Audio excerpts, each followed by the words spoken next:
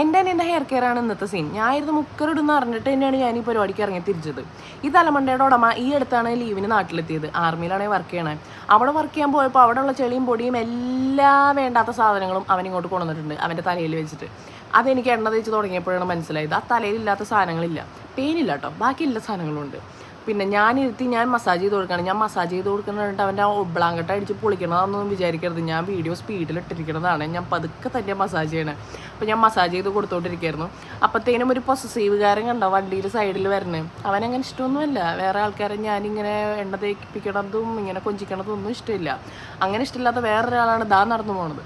അവനും വലിയ താല്പര്യമൊന്നുമില്ല ഷെയ്ഡ് ബേബിക്ക് ഞാൻ അവനെ പുന്നായിരിക്കണം, അവനെ എടുത്തുകൊണ്ട് നടക്കണം, അവനെ എണ്ണ തേപ്പിക്കണം, ഇരിപ്പിക്കണം എന്നൊക്കെയാണ് ഇഷ്ടം. അതൊക്കെ പോട്ടെ. അതൊക്കെ കഴിഞ്ഞ് ഞാനിവനെ ഇടയ്ക്കിടയ്ക്ക് ഇവൻ്റെ കഴുത്തിൽ ഞാൻ മുറുക്കി പിടിക്കുന്നത് വേറെ ഒന്നും കൊണ്ടല്ല. എനിക്ക് എൻ്റെ മുന്നിൽ ഞാൻ എണ്ണയൊക്കെ തേച്ച് തലയൊക്കെ ക്ലീൻ ചെയ്യാനിരിക്കുന്ന ആൾക്കാർ വളരെ മാന്യമായിട്ട് അനങ്ങാണ്ട് പ്രതിമ പോലെ ഇരിക്കണം. എനിക്ക് അവരെ അനങ്ങുന്ന ഇഷ്ടമല്ല. ഇവനാണെന്ന് വർത്താനം പറഞ്ഞ് തല അങ്ങോട്ട് തിരിച്ച് ഫോണിൽ നോക്കി ടി വിയിൽ നോക്കി മൊത്തത്തിൽ അലമ്പായിരുന്നു. എനിക്ക് ഭയങ്കര ദേഷ്യം വരും അങ്ങനെ കാണിച്ചു. അപ്പം ഞാൻ അവനെ കഴുത്തിന് പിടിച്ച് തലയ്ക്ക് പിടിച്ചൊക്കെ അനക്കാണ്ടിരുത്താൻ നോക്കുകയാണ് കേട്ടോ. അപ്പോൾ ഞാനിങ്ങനെ മസാജൊക്കെ ചെയ്ത് കൊടുത്തു. പിന്നെ ഞാൻ കഴുത്തിലും കുറച്ച് ഓയിലൊക്കെ ഇട്ട് കൊടുത്തു. ഞാൻ ബേബി ഓയിലാണ് ഫേസിലും കഴുത്തിലൊക്കെ ഇട്ടത്. കാരണം അതിന് കട്ടി കുറവായതുകൊണ്ട് പിമ്പിൾ വരാനുള്ള ചാൻസ് കുറവായിരിക്കും. അപ്പോൾ ഷോൾഡറിലൊക്കെ ഇട്ടൊക്കെ കൊടുത്തു. അപ്പോൾ മമ്മിയാണ് അത്ര നേരം കൊച്ചിനെ പിടിച്ചുകൊണ്ട് നടക്കുന്നത് കേട്ടോ. കാരണം അവൻ കുറച്ച് ക്രൈങ്ക് ആയി തുടങ്ങി. അപ്പോൾ ആ മമ്മി അവനെ ഇങ്ങനെ ഓടിച്ച് കളിപ്പിക്കുകയാണ്. അവനെ ചിരിപ്പിക്കാനുള്ള തത്രപ്പാടിലാണ് മമ്മി.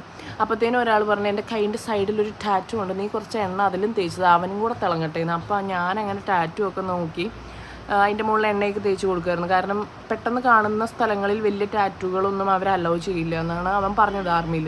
അപ്പോൾ അവൻ കൈയുടെ പിറകിലായിട്ടാണ് ടാറ്റു അടിച്ച് വെച്ചിരിക്കുന്നത്.